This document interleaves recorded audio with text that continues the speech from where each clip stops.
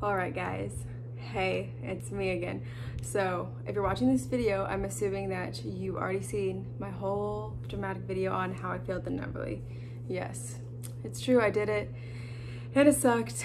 And so I feel like what better way for me to tell you how to study for the NAVLE from someone who I believe is credible, me, who did it really wrong the first time and then made some major adjustments and then passed by nearly 100 points from my first exam. So I hope this is really helpful, and I tried to kind of outline it. I wrote my own notes to try to make it make sense, because a lot of things I did, I think people would be like, oh my god, that's a lot of work, but I mean, this is your board exam, so it does take a lot of work.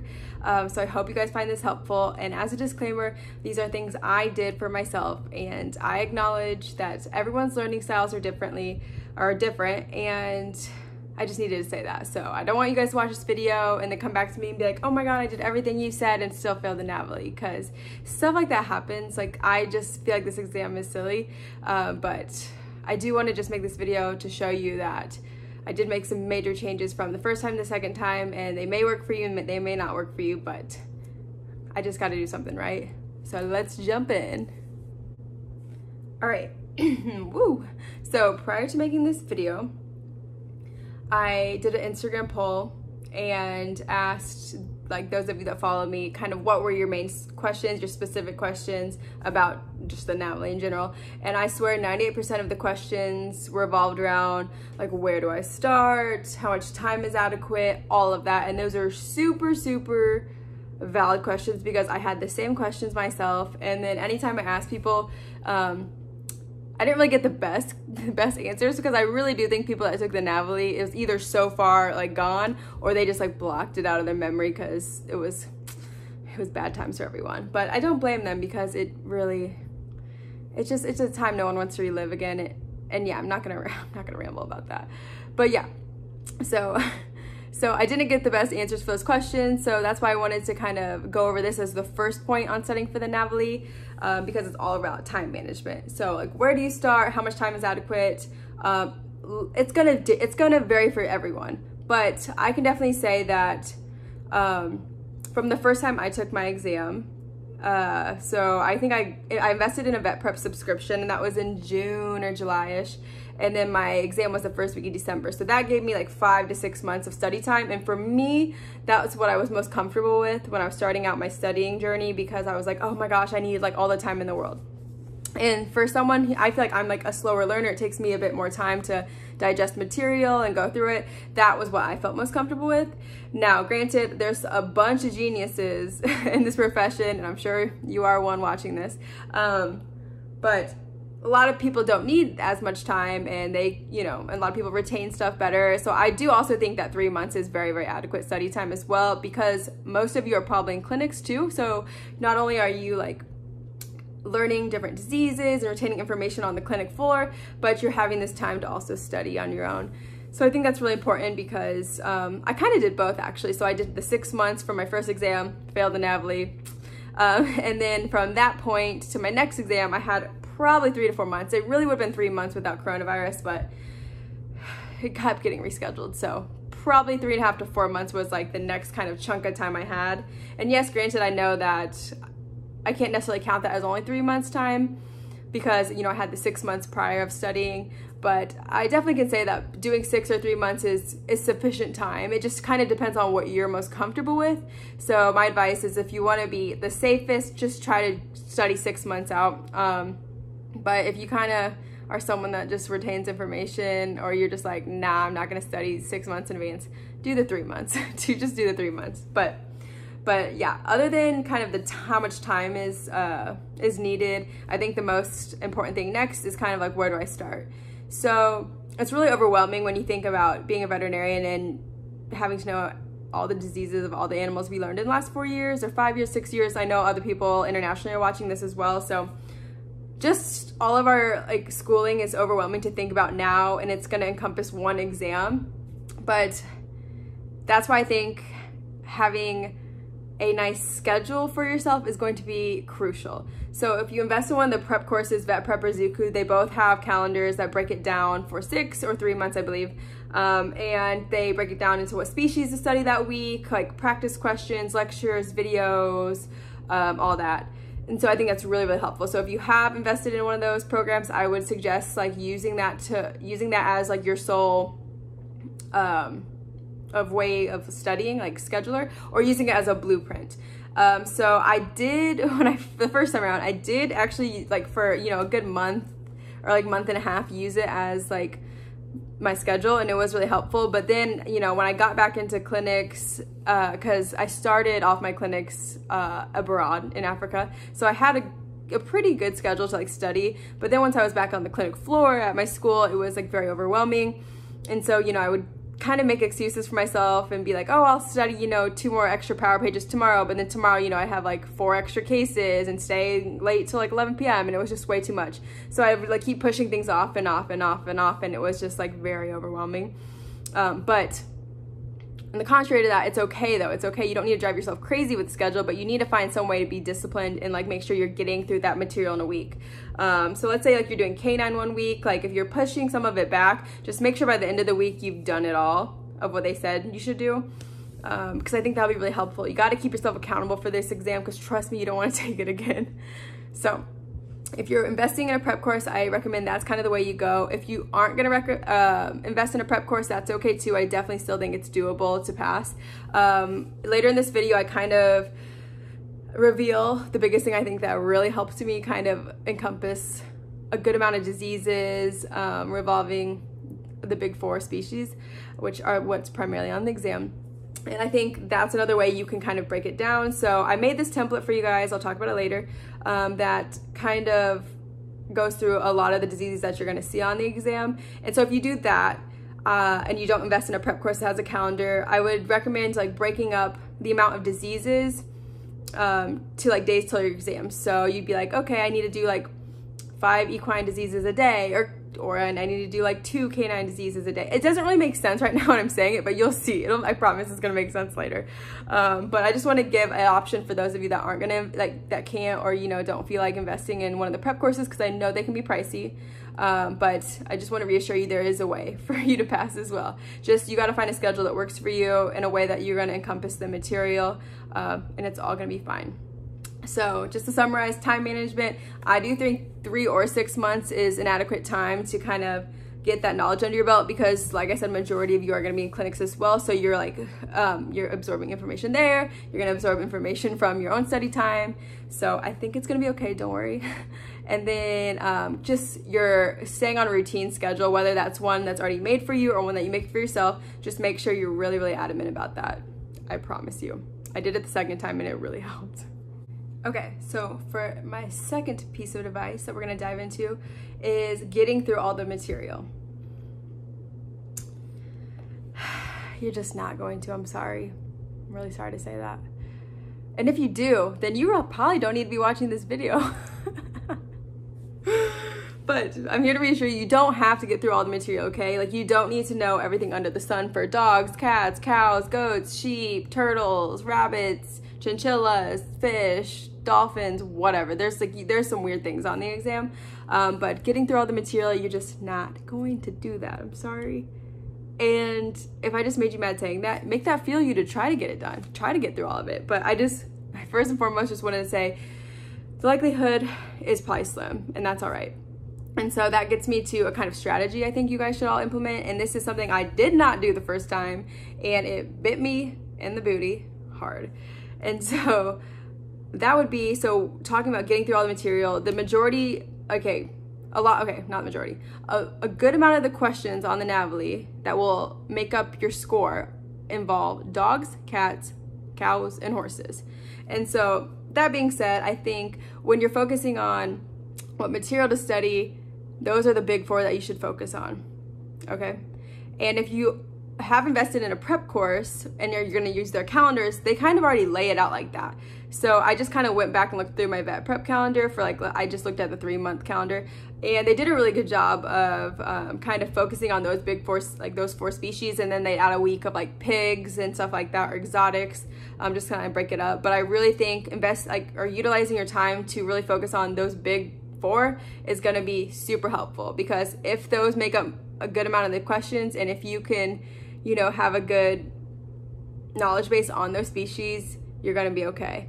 And so what I did the first time is I was kind of like, you know, once I didn't really study this, or didn't really follow the study schedule, I was like, oh, okay, you know, this week I'm going to do pigs. And I'm like, I would spend so much time on studying pigs. And I'm like, you know, I did well on the pig portion on my first exam, but even if I did well, it wasn't enough to make me pass. So really, really prioritizing your time, especially if you're making a study schedule on your own and not through one of the prep courses, really focusing on those big 4 is going to be crucial.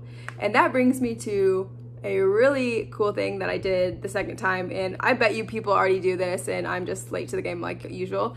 But what I did was, when I was like freaking out and panicking to study for my second exam, I Googled like NAVLE list of diseases, and then lo and behold, there is already a NAVLE list of diseases from the ICVA. And so I was like, okay, I'm gonna make a template for, you know, dogs, cats, cows, and horses. And I'm gonna write all the diseases and then try to go over them.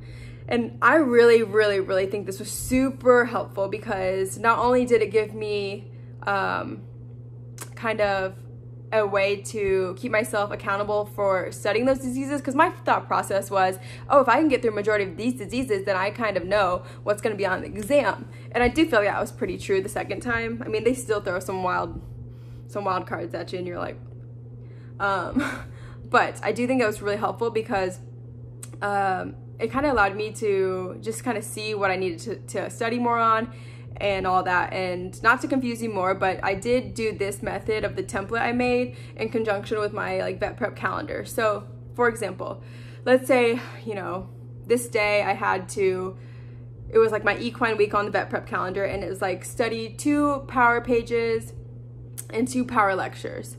And you know, and sometimes I don't believe they say like what you need to do it on, like what kind of like category, like cardio or whatever. But what I did was, like, I would look at my NAVLE list of diseases on the template I made, and I was like, okay, so I'm doing equine this week, and I was like, okay, 2 power pages I'm gonna do, and I was like, okay, I'm gonna do like GI stuff. And so then whatever I learned from the vet prep pages, and also my own like research through my lecture notes and stuff, I'll get into that later as well. What I learned from that, I would type into my little template to summarize. And so that was a really good way for me to keep to stay accountable on what I was doing on the vet prep calendars, but it was also a really good way to just kind of summarize it in my own words, or what I thought was the most important on my NAVLE template. And another really cool thing about this was, once I, you know, as I kept adding more and more diseases, and I was actually in the clinics at school, I found myself actually referring, looking at my NAVLE template a lot for like differentials for diseases and stuff, because, you know, as you keep doing this, you build up a lot of diseases and you're learning a lot more. And so I find myself like looking through my own like notes on the template to help differentials in the clinic. So it was kind of like a double whammy. It was really cool. So I'm going to show you guys an example. And since I love you guys so much and I don't want you to pull a Christy, and if you do, it's okay, I went ahead and made you guys templates that you can use on your own. So hope it helps. All right, so I kind of wanted to show you the template that I was talking about on what I made from the ICVA list of NAVLE diseases. So this is just the one for K9, and what I would do is I really separated them in really just general boxes, so I didn't have too much information. I just wanted to write stuff that I thought was relevant for me remembering the disease, and things that are just clinically relevant. So, you know, over here I usually put like signalment, any kind of signs or just notes about the disease. And then here I would usually put, you know, clinical signs that are common, or even ClinPath findings sometimes. And up here I'd put like diagnostic tests, and then treatment. And sometimes I put an extra column under just for, you know, a reminder of different pathophys, whatever. But yeah, so this is kind of the endocrine section for the K9. And then what I would do is I'd use my class notes first to fill them in. And then after that, I would go to the vet prep power page or power lecture if they had one. and just kind of fill in any more details that I thought were relevant and I needed to know. So this was a really good way for me to go back and look at my notes if I forgot. So let's say, you know, I studied hypothyroidism, you know, in the beginning of my NAVLE study, but then I wanted to review it again. I already had a little summary sheet of what was important. And this is why I said it was also really helpful for clinics, because, you know, the farther you get in clinics, the more diseases you have done. And so if you're like trying to think of a GI differential, you can just be like, oh, you know, let me kind of check out my little NAVLE sheet. So I thought this was really helpful. And just for a disclaimer, I didn't get all the diseases done, but, you know, I got through a good amount. So I thought this was really helpful. All right, so for my third piece of advice would be using different study resources or materials, whatever you want to call it. So if you're investing in a vet prep, Zuku, whatever prep course you choose, they have really great resources that kind of break down different diseases, highlight the main points, all of that good stuff. But for me, I realized after I failed the first time that I probably should have, you know, looked over my lecture notes too and used like Merck Manual and all that, because I do believe that those courses have really, really good material, and they really do focus on what you need to know for the NAVLE. But I found that kind of going back to the start or reminding myself of things I haven't seen in like 2 or 3 years was helpful when I was looking at it through my own lecture notes. Because sometimes, like, when you're looking at a lecture note from school, like, it triggers a memory of, like, oh, I remember, like, Dr. So-and-so said this about that, or, like, oh, you, like, also see some notes you took on the side. So it'll kind of, like, refresh some things that you kind of forgot about the disease. And also, like, really seeing things 2 or 3 times can never hurt, right? I know it's going to take probably a little bit more time, and also not everyone's going to need to do this, because some of you are just geniuses.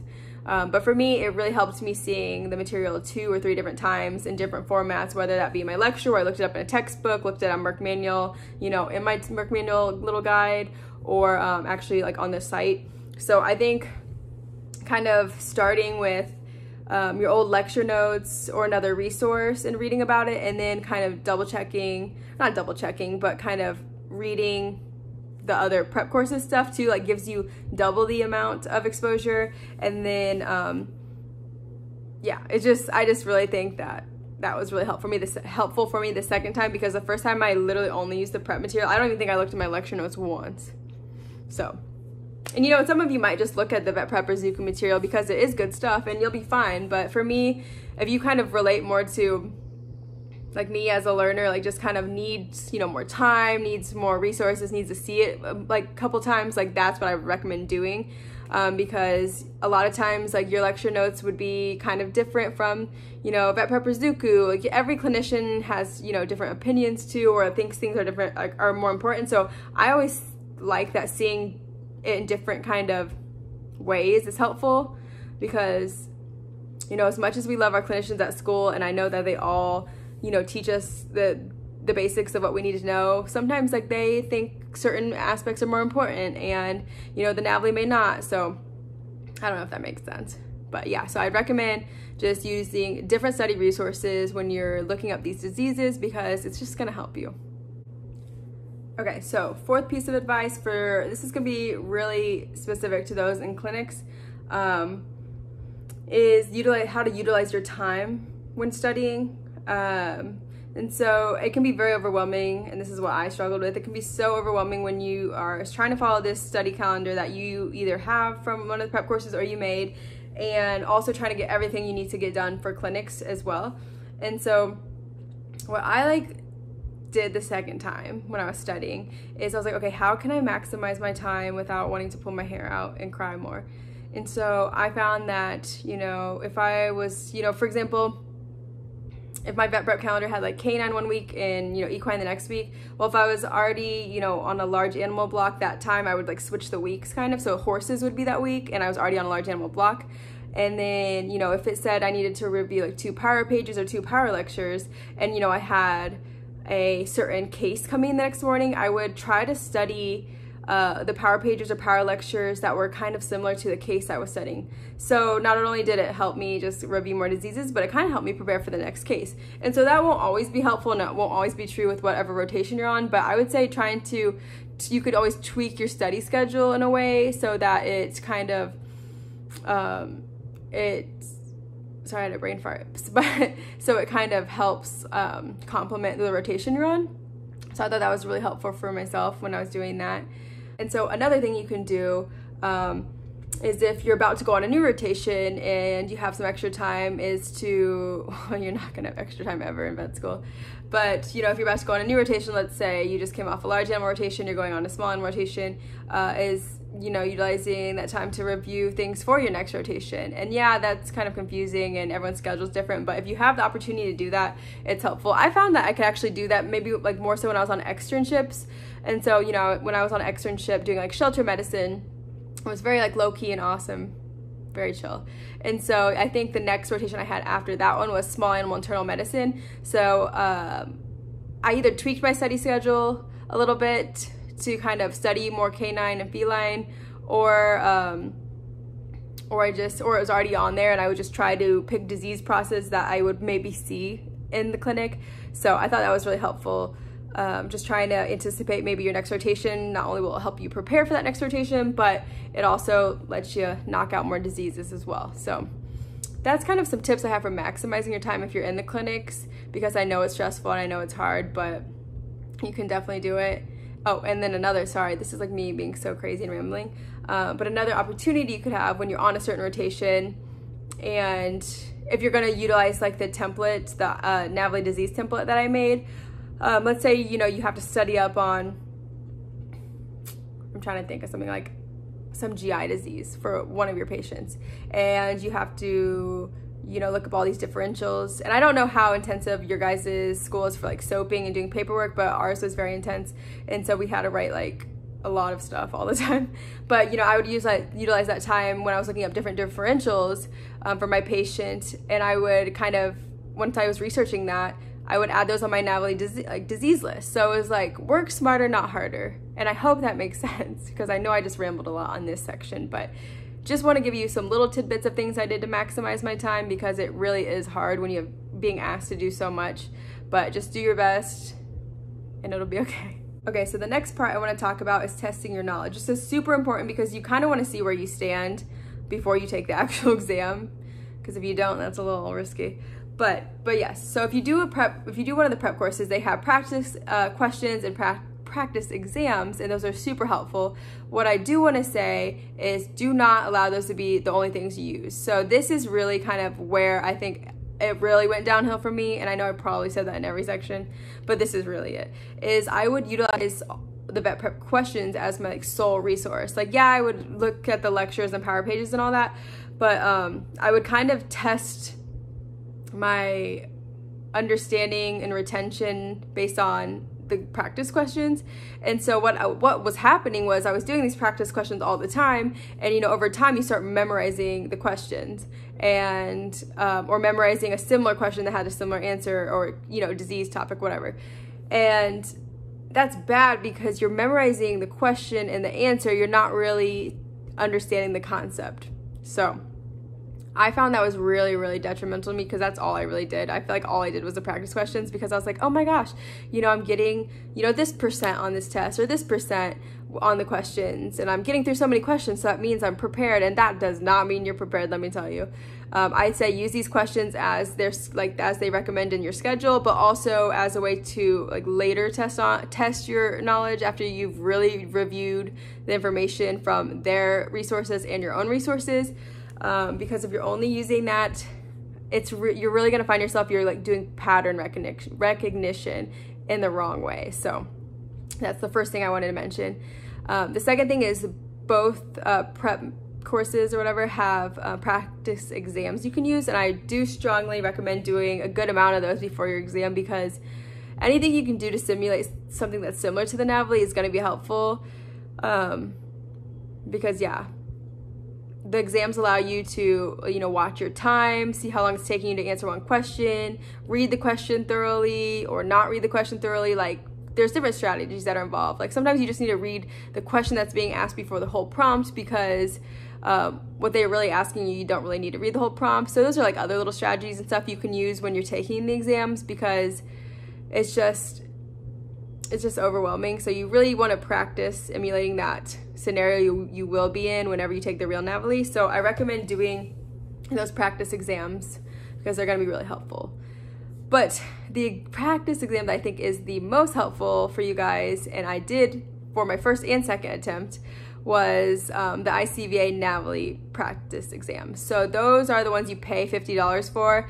And I know at this time of COVID, I believe they're providing you all one for free, and that is super, super, super awesome, because like I paid for 3 different ones myself, and yeah, I don't know.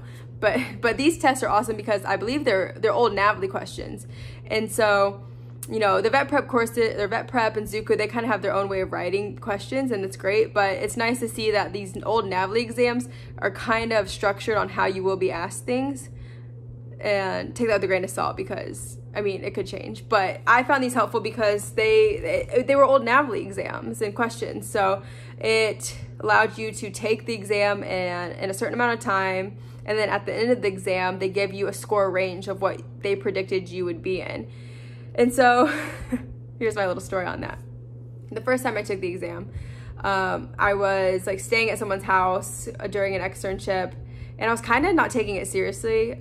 I'm making myself sound really bad in this video because I just feel like I overall didn't take the exam very seriously. But yeah, so I was like kind of like, you know, taking the exam. I think it was like a 4-hour exam, because it's not exactly as long as the whole NAVLE. They cut it down a little bit. But yeah, I was taking the exam. I wasn't like actually trying to take breaks. I wasn't making the scenario similar to what it would be when I really took the NAVLE, which I recommend you do. And so I didn't take it seriously. And I ended up getting like a very low, like a score that was like 290 to 380 or something. And that's nowhere really close to passing the NAVLE, because you need a 425. And so I was like, yeah, I told myself, I was like, yeah, I didn't pay attention or whatever, so it's fine. But I just wasted $50 there, so that's stupid. But the second time, I took 2 exams before my first real NAVLE exam. And then the second time, something similar happened. Like, I really wasn't emulating the surroundings I would be in during the exam. Like, I didn't make sure I was in a quiet spot. I think my roommate had people over, which was totally fine. And I went out to say hi to them during one of my breaks and got a little distracted. And that's totally my own fault. But I didn't really ever take those too seriously. And then again, I mean, the score I got for that exam was still higher than the last one I took. But, you know, I think it was a mixture of me not taking it seriously, but also like kind of how I just prepared for the exam up to that point. But yeah, I still didn't get a range that was passing, and that was like probably like a month out, or maybe two to 4 weeks out before my exam. And it said it predicted I would fail, and I mean, it was right, I did fail. And I really think these practice exams are a good predictor of how you will do. So the third time I took one of these practice exams was closer to my second attempt at the NAVLE. And, you know, I took it really seriously. I had my puppy at the time, and so I had my mom watch her. I went to like a quiet area, and then I really just took it. I took breaks when I needed to. I really, really tried to utilize that time, seriously. And, you know, at that time I implemented all my new study strategies, and my predicted score was like 480 to 516. And like I said, again, passing's 425. So it made me feel a lot more confident in my abilities to pass the NAVLE. And I think they're really helpful exams. Like, truly, I think it's a good investment. But I do want to say, disclaimer, if you do get a score that it's failing, or it's like pass or fail range, I don't want you to think you're going to fail automatically, because that's not the case. I think I had most of my friends who took one of the practice exams the first time and passed the NAVLE, their ranges were all like either fail or pass. So if you do those and you get the scores, like, don't freak out. I've even heard people that had like really failing scores but still passed. So I would say, like, take it with a grain of salt, but also take it seriously, because they're super, super helpful. So definitely recommend. It's like a must do thing before you take the NAVLE, because you would rather do a practice exam than have like your first time be like your practice, if that makes sense. So definitely invest in those. Even though I know if you're watching this in the year 2020, they're gonna provide you one, I believe. I hope I'm not spreading rumors. But yeah, take advantage of those. So the last big tip I want to go into, and I really feel like this is very, very important, and a lot of you may roll your eyes when I say it, but it's preparing, just like preparing yourself and having a good mindset going into the exam. If you saw my NAVLE, like I failed the NAVLE video, it talks about kind of just where my mind was when I went into the exam. You know, I was told, since I have this certain GPA, that, you know, I have a more I have like a higher likelihood of failing the exam, which I get statistically speaking, that makes sense. But like to me, like it was very like disheartening, and it made me be like, okay, well, I'm gonna fail anyways, you know, whatever, why would I try? You know, it's gonna be expensive pre-test, like let's go. Don't do that. If anyone in your life is telling you that, like try to prove them wrong. Like don't let them get under your skin like that. I know people always say this with the best intention and just to talk statistics, you know, like I get that, but like don't let that determine the outcome for you. Don't let someone else determine it for you, okay? It's like silly that I'm saying this, but really like I feel like that was a huge contributor to just like my negative mindset just going into the exam. And if you have a negative mindset doing something, like you're not going to take it seriously. Like, and I think that's kind of where it all stemmed from me. Sorry, my dog is like in the background crying and dreaming, but she agrees. Like, don't be negative to yourself. But yeah, so just like trying to like talk yourself up, like just be positive, like remember that you've made it this far, you can totally do it, and you're gonna do it. So I know it's silly, but I really wanted to talk about just your mindset going into the exam. Like tell yourself you're gonna pass, you're gonna pass, you're gonna pass. Write it on your mirror, write it in your planner, do whatever you have to do. If you wake up every morning, just say I'm gonna pass this exam, because you're gonna pass it. And it's gonna be okay. So that's like the last big tip I wanted to go over, because I do think it's super important. Because if you go into the exam with a good mindset and believing in yourself, even if you had to prep for the last 6 months to act like you believed in yourself, fake it till you make it. Just do it. I promise. Because just at least having just at least believing in yourself is gonna help. Because if you don't, like, it's really gonna just make everything else harder for you. So I believe in you guys. I know you can do it, and I hope this video gave you a little bit of insight on, you know, what I did wrong the first time, how I changed it the second time. And I know I probably left out some other things, and I will write a blog post in conjunction with this to address some of those. So let me know if you guys have other further questions in the comments below, and let me know what you didn't like. And I hope you guys subscribe, give a thumbs up. And I really look forward to helping you guys with this journey, because it is a hard one, but you all will get through it. You know, whether it's your first time, your second time, third time, fourth time, whatever it is, you guys are gonna make it through, I promise you. All right, see ya.